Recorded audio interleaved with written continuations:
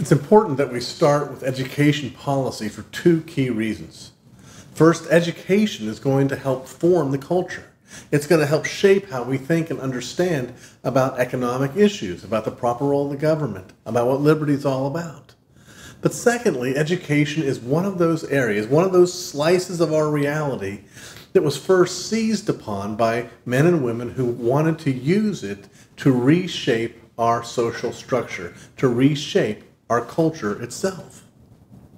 Because of that, education has not been merely interventionist, but education has been essentially socialistic. I know that's hard to swallow, but hear me out, please. Think about this. Education, public education in this country is funded by the redistribution of wealth. It is controlled by a centralized bureaucracy. It is compulsory, and it is also atheistic. Now, I'm just one guy. I've got my opinion. But let's hear from someone else who has an opinion on the same question. Albert Shanker, who was president of the American Federation of Teachers, had this to say. It's time to admit that public education operates like a planned economy, a bureaucratic system in which everybody's role is spelled out in advance, and there are few incentives for innovation and productivity. It's no surprise that our school system doesn't improve. It more resembles the communist economy than our own market economy. First, let's consider the structure of the government school system. First of all, we need to understand that because it's a government-run monopoly, where everybody has to pay for it, whether they use it or not, that this drives out the price structures, competition, etc. It doesn't allow for and prevents real economic calculation in the field of education.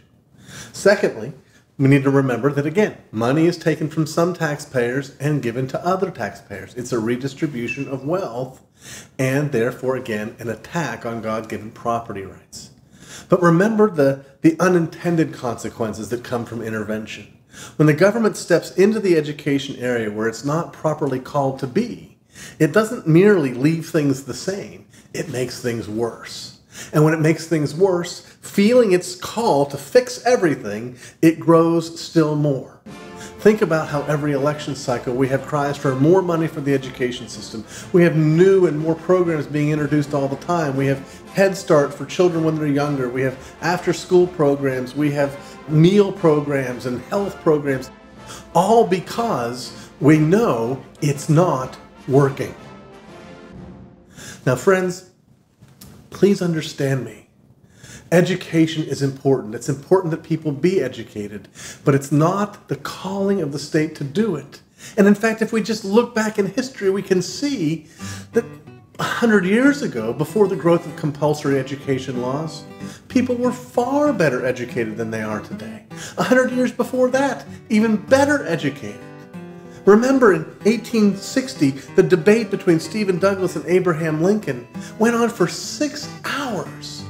And regular, ordinary people sat and listened to complex arguments over that time period. Well, how is the content socialistic? Well, remember that all education is inherently religious. Back in the beginning and founding part of our country, our desire was to teach people to read so that they could read the Bible. Education was designed to lay the groundwork for what a man believes and what he does, to prepare him for his work, to be a steward of God's creation under God's law.